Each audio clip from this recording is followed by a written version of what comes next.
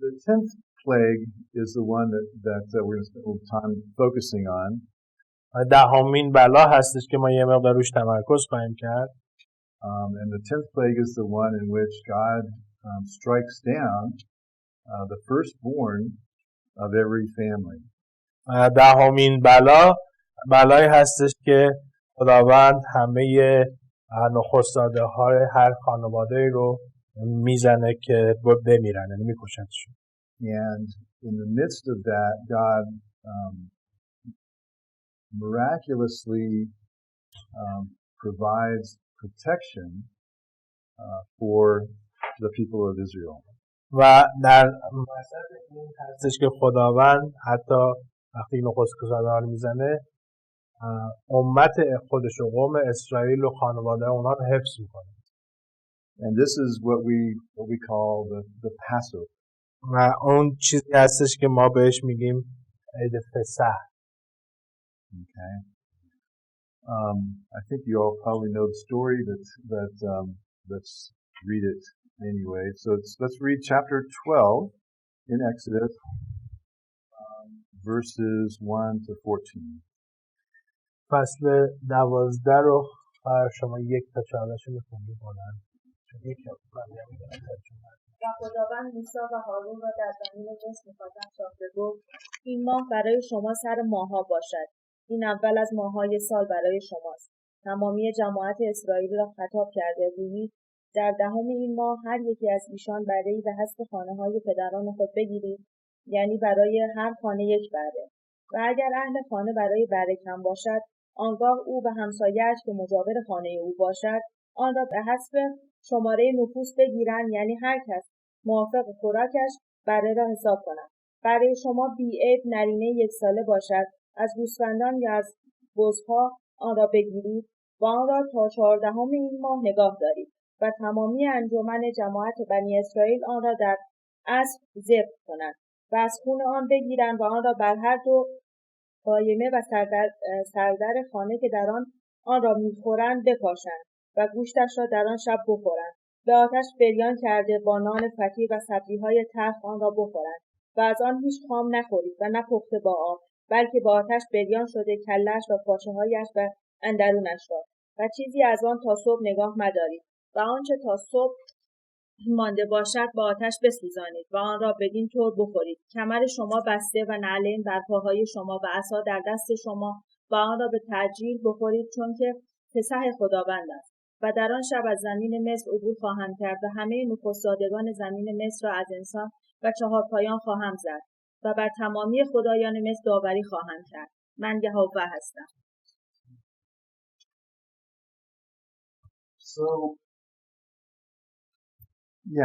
So you know the story, but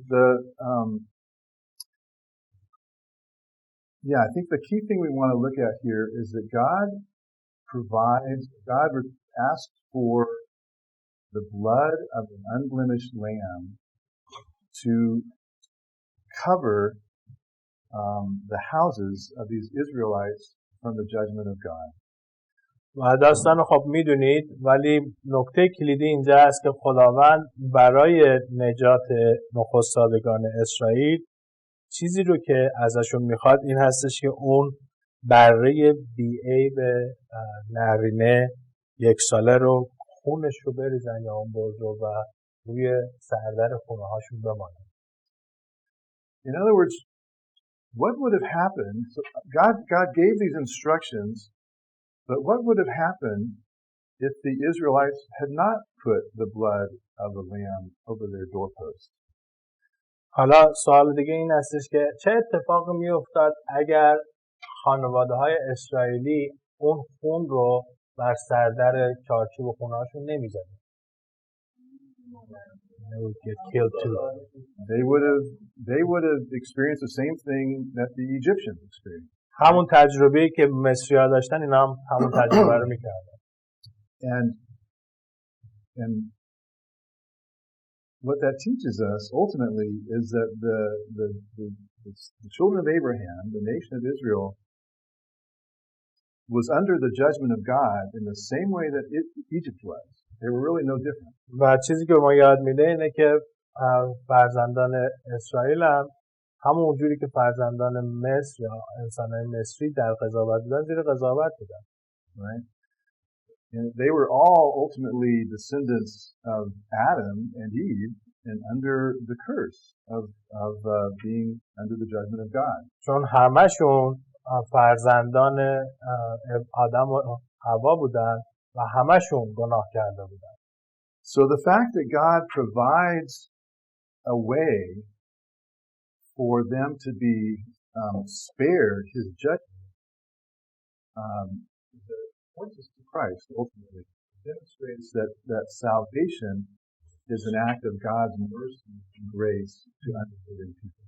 پس حقیقتی که خداوند یک راهی رو باز میکنه که فرزندان ابراهیم نجات پیدا بکنن یا قوم، این هستش که ما رو میبره به کاری که عیسی مسیح روی صلیب کرده و در نهایت این نجات ما یک عملی بر اساس فیض و بر اساس رحمت خداست، نه بر اساس اعمال. Okay. Notice in the beginning of chapter 12, I think it's in verse 2, he says, this will be the first month. We change the calendar to mark this as the first month of the year. This is the new beginning for the nation of Israel. یادتون نگاه کنید به آیه 2 که برمیگرده خداوند میگه از این به بعد تقویمتون عوض میشه و این اتفاق شروع سر ماهای تقویم شما میشه، چون خداوند میخواد یک شروع تازه‌ای رو به قوم بده. And then when you get to verse 14, he tells them that they are to remember this day throughout their generations. This is something that will be memorialized forever because this marks the beginning of the salvation of the nation of Israel. اگر نگاه کنید در آیه 14 میگه و آن روز شما را برای یادگاری خواهد بود و در آن عیدی برای خداوند نگاه دارید و آن را به قانون ابدی نسلا بعد نسل عید نگاه دارید. یعنی این چون یک شروعی برای نجات قوم هست، خداوند میگه تا ابد این رو باید جشن بگیرید. Okay. And this is, we notice that they're supposed to take an unblemished lamb, a perfect, spotless lamb, and use its blood to mark their doorposts. و حواستون باشه که میگه باید این بره بی عیب باشه. خیلی مهمه که میگه خون بره که میریزه باید بدون هیچ مشکلی باشه، بی عیب باشه. Okay. So this again, it points backward to the garden where God had to kill animals to provide a covering for Adam and Eve. این باز ما رو یه مقدار برمیگردن به عقب در زمان باغ که خداوند مجبور شد که حیوانی رو بکشه تا پوششی رو برای آدم و حوا فراهم بکنه. Okay, and then it points forward to the coming of Christ, who is the perfect, spotless Lamb of God. و نگاهی هم به آینده داره که خداوند بره بی عیب خداوند عیسی مسیح هستش که وقتی اون جون خودش رو میده میشه اونش فراهم میکنه نجات. In 1 Corinthians 5:7, Paul calls Christ our Passover. در اول قرنتیان 5:7 Yeah, 1 Corinthians 5:7 پولس عیسی مسیح رو فسح ما میخونه. پس خود را خمیرمایه کهنه پاک سازید تا فطیر باشید چنان که بی خمیرمایه هستید، زیرا که فسح ما مسیح در راه ما ذبح شده است.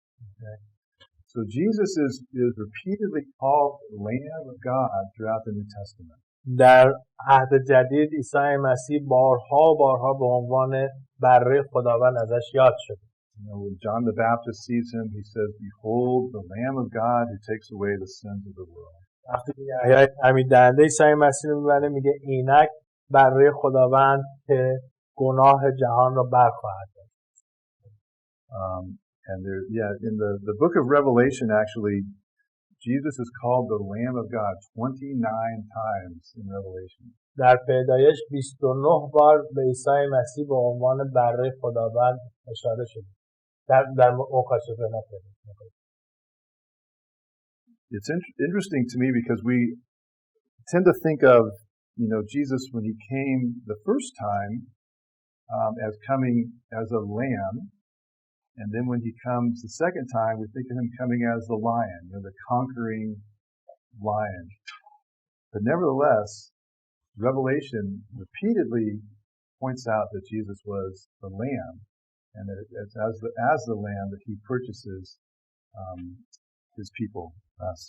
خیلی جالب هستش که ما وقتی در مورد عیسی مسیح صحبت میکنیم، زمانی که لباس جس پوشید بهش میگیم بره خداوند، و وقتی که دوباره برخواهد گشت میگیم شیر خواهد و به صورت شیر برخواهد گشت. ولی با حال که به صورت شیر برخواهد گشت، باز هم مکاشفه بارها و بارها عیسی مسیح رو برای خداوند میخونه. Read, you or have somebody read Revelation 5, 12 and 13. مکاشفه 5, 12 و 13 رو یه نفر بخونه. مکاشفه 5, 12 و 13 که به آواز بلند میگویند مستحق است بره ذبح شده که قوت و دولت و حکمت و توانایی و اکرام و جلال و برکت را بیابد و هر مخلوقی را که در آسمان و بر زمین و زیر زمین و در دریاست و آنچه در آنها می باشد. شنیدم که میگویند تخت نشین و بره را برکت و تکریم و جلال و توانایی باد تا ابدالآباد. آمین. Yeah, so this the Exodus and the Passover in particular serve as this model, this foreshadowing of what Jesus will do when he comes. پس این خروج و این اتفاقی که در خروج افتاده داره یک نیم نگاهی میندازه به اتفاقی که در آینده از طریق عیسی مسیح قرار هست بیفته. And over, throughout history, as Israel is called to remember their deliverance from Egypt, from slavery, they're always called to focus on this Passover event. و هر وقت که میان موقعی که قوم میاد بیرون، همش به قوم خداوند یادآوری میکنه که به یاد بیاره روز فسح رو، روزی که اونها عبور کردن یا اون فرشته عبور کردن. And what I think that teaches us is that God's salvation, really there are two integral parts to the salvation that God provides. چیزی که به ما یاد میده اینه که دو قسمت اصلی در نجات خداوند وجود داره. Okay, the first is deliverance from slavery. اینجا اولیش این است که از بردگی اونها رو نجات میده خداوند. Okay, in the case of Israel, it was physical slavery to Egypt, and for us, it is slavery, or it's spiritual deliverance from slavery to sin. در مورد قوم در خروج خداوند به صورت فیزیکی از بردگی قوم رو نجات میده. در مورد ما امروز خداوند ما را از بردگی روحانی نجات میده. But it is also, and probably more importantly, salvation is deliverance from the judgment of God. و همچنین مهمتر از این هستش که نجات ما رو از قضاوت خداوند نجات میده. Okay. So the Israelites were delivered from God's judgment in the Passover, and they were delivered from slavery as Moses led them out of Egypt towards the promised land. پس اینجا اتفاقی که میفته این هستش که خداوند قوم رو میاره از اون بردگی فیزیکی بیرون میکنه و همچنین از قضاوتش. Okay. So the Passover meal is celebrated by Jews every year, even to this day. و هنوز که هنوزه هر سال یهودیان عید فسح رو جشن میگیرن. And the Passover meal is the last meal that Jesus shared with his disciples before the crucifixion. و غذای شام عید فسح شام آخری هم بود که عیسی مسیح و شاگردان خودش خورد قبل از اینکه بره روی صلیب. And when he did that, when Jesus shared that meal with the disciples, he transformed it into a new meal, which we call the Lord's Supper. وقتی که این غذا رو عیسی مسیح با شاگردانش خورد، این غذا رو تبدیل کرد به یک غذای دیگه‌ای که ما اسمش رو میذاریم عشای ربانی. Which we are commanded to celebrate over and over as a recognition of our salvation as well. و حالا ما غذای عید فصحمون میشه همون عشای ربانی که در کلیسا ما باید همیشه او رو تکرار بکنیم. I want to point out just a couple of interesting things. Jesus, in the Lord's Supper, he really changed he instead of calling the lamb, there was lamb at that meal, but he didn't compare the lamb to his flesh. He compared the bread to his flesh. و جالب اینجاست که موقعی که عیسی مسیح داره شام آخر رو انجام میده، در اون غذایی که خوردن گوسفند وجود داشته، بره وجود داشته، ولی خداوند نمیگه که بره میشه بدن من، جسم من، بلکه میگه نان میشه جسم من. Right? He said he gave them the bread and he said, "This is my body." کلام میگه که نان رو بهشون پاره کرد و داد و گفت این است بدن من. And I'm sure there are many reasons why he did that, but I think one of those reasons is that, especially in this culture, eating meat was kind of a special occasion. من میدونم دلایل مختلف وجود داشته، ولی یکی از دلایل اصلیش اینه که در اون فرهنگ خوردن گوشت برای همیشه نبود، فقط توی مراسم خاصی گوشت سرو میشد. Bread is something that we eat every day. ولی اون چیزی بود که هر روز میخوردن. Right? And I think he wanted them to be reminded of the giving of his life for us every time we eat bread. من فکر میکنم که این کار عیسی مسیح کرد تا ما هر روزه با خوردن نون به یاد اون چیزی بیفتیم که عیسی مسیح برای ما انجام داد. And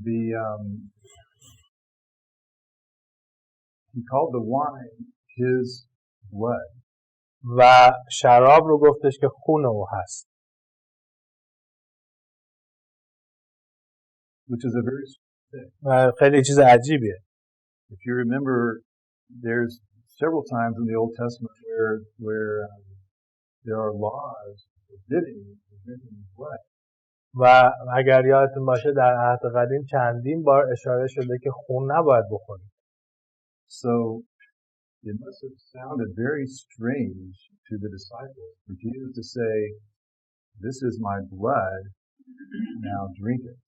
پس باید خیلی عجیب میمده به ذهن شاگردان که عیسی مسیح بهشون گفته باشه این خون من هست، ازش بنوشید. But there's a couple of things there. In the Old Testament prohibition of drinking blood, it always said, "Do not drink the blood of an animal because the life is in the blood." و جالبه که در عهد قدیم وقتی میگه که خون ننوشید، میگه خون ننوشید به خاطر اینکه اون خون جوندار هستش.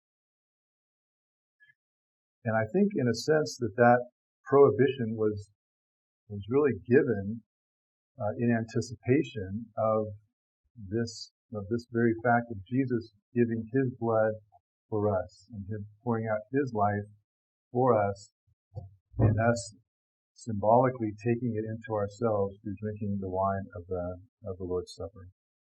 و من فکر میکنم که این قدغن بودن خوردن یا نوشیدن خون در عهد قدیم به خاطر این بود که مردم انتظار بکشن خون عیسی مسیح رو که قرار هستش که ریخته بشه و گناهان اونها رو بشوره. And in the Passover, the blood was put on the doorposts of the houses, right? در موقع عید فصح خون روی چارچوب درها کشیده شده بود، درسته؟ Right? So it was seen as this external thing that protected from the outside. و این به عنوان یک چیزی بود که خارجی بود که از خارج خونه رو در داخل محافظت میکرد. Okay, but now Jesus is saying, take this blood and drink it. حالا عیسی مسیح میگه این رو بردارید و بنوشید این خون رو. And I think because that it symbolizes that the blood of Christ is applied to our hearts. It's internal. و این کنایه از این داره که خون عیسی مسیح دیگه در قلب‌های ما هست و از درون ما رو عوض کرده. Right? The blood of Christ does not protect our homes or even our bodies. It protects our heart and soul. و خون عیسی مسیح دیگه خونه ما رو حفاظت نمی‌کنه، حتی جسم ما رو قرار نیست حفاظت کنه، بلکه قرار هستش که جان ما و قلب ما رو حفاظت کنه. Okay. Amen. Okay. So anyway, God, through the miracles of the Passover, God ultimately leads the people out of Egypt, leads them across the sea, Red Sea, on dry land. از در نهایت خداوند اونها رو اینجوری نجات میده و میاد اونها رو از دریای سرخ هم ردشون میکنه. Yeah, so why did God lead them through the Red Sea? Because if you look at a map, God could have taken them on a different route. و سوال اینجاست که چرا از دریای سرخ اونها رو خروج داد؟ چون اگر به نقشه نگاه کنید راه دیگه هم وجود داشت که از مصر بیان بیرون. It wasn't necessarily the best path for them to take to get out of Egypt. راه لزوماً عالی نبود برای اینکه یا بهترین راه نبود که قوم رو بخواد از مصر خداوند خروج بده. But God takes them through the Red Sea, through this great miracle of the parting of the waters and allowing them to pass through on dry ground. ولی خداوند میاد قوم رو تصمیم میگیره که از درست کردن یک زمین خشک و یک راه خشک وسط دریا عبور بده. And I think the point here is that water is a symbol for God's judgment. به خاطر اینکه آب نشونه یا سمبولی از قضاوت خداونده. Right? If you think of Noah and the flood, that God used water to bring His judgment to the earth. و وقتی که نگاه میکنیم به نوح و طوفان نوح میبینیم خداوند از آب استفاده میکنه تا قضاوت رو بیاره روی زمین. So this miracle of God making a way through the water, again, is a symbol of God providing a way through His judgment. و این معجزه که خداوند در قوم رو از درون آب عبور میده نشون میده که یا سمبولی است که اونها از قضاوت خداوند دارن رد میشن. Okay, and God's people pass through, and then when the Egyptians try to go through, they can't. They're covered by the judgment of God. و اینجا متوجه میشیم که قوم خداوند میتونن از وسط رد بشن، ولی وقتی که سربازان مصری دنبالشون میرفتن قضاوت خداوند رو اونها به انجام میرسه و اونها رو کاور میکنه، میپوشونه و اونها از بین میرن. Okay. So that's God just wants to continue to remind them, I think, that He is the one who provides a way for them to escape His judgment.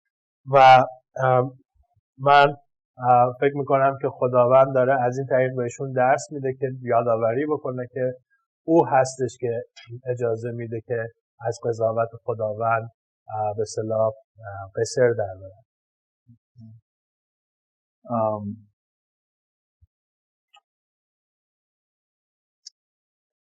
Let's look at just a couple other passages. In Exodus 15 is what we call Miriam's song. نگاه کنیم به چند تا متن دیگه. در خروج 15 ما چیزی رو داریم که بهش میگیم سرود فارسیش مریه. I guess it's Moses' song. Why am I سرود رعایه، ولی اسم کسی گفته بود چه؟ Yes, it's song. It's Moses' song. موسی. سرود رعایه موسی. And it says, in verse 1 it says, Moses and the people sang this song. کلام میگه موسی و بنی اسرائیل این سرود را سراییدند. And I want to look especially at the very end, verses 17 and 18. من میخوام 17 و 18 رو نگاه بکنید. آیه 18. Should I read it? Yeah, you want to go and read it? ایشان را داخل ساخته در کوه میراث خود را قرض خواهید کرد و به مکانی که تو ای خداوند مسکن خود ساخته ای، یعنی آن مقام مقدسی که دستهای تو رو ای خداوند مستحکم کرده است. خداوند سلطنت خواهد کرد تا ابدالآباد. So the purpose of this salvation, of this deliverance out of Egypt, and this deliverance through God's judgment, is to take them to this place where they will live in the presence of God. پس هدف این نجات اینجا این هستش که خداوند قوم رو ببره به یک مکانی که تو اون مکان خداوند رو به اصطلاح بپرستن. Okay? So you see where it takes us back to the promise to Abraham, right? می‌بینید که چجوری ما برمیگردونه ما رو دوباره به وعده‌ای که خداوند به ابراهیم داده بود. God has taken them to a special place, and what makes the place special is that God himself is there. و خداوند اونها رو میبره به یک مکان خاصی و چیزی که اون سرزمین و مکان خاص رو خاص میکنه حضور خداوند است. Okay. And the Exodus and the Passover, it is the great salvation event of the Old Testament. و وقتی نگاه میکنیم به این موضوع خروج و عید فسح اون رخداد اصلی داستان نجات عهد قدیم هست. As we continue to read through especially in the Psalms, but also in some of the prophets,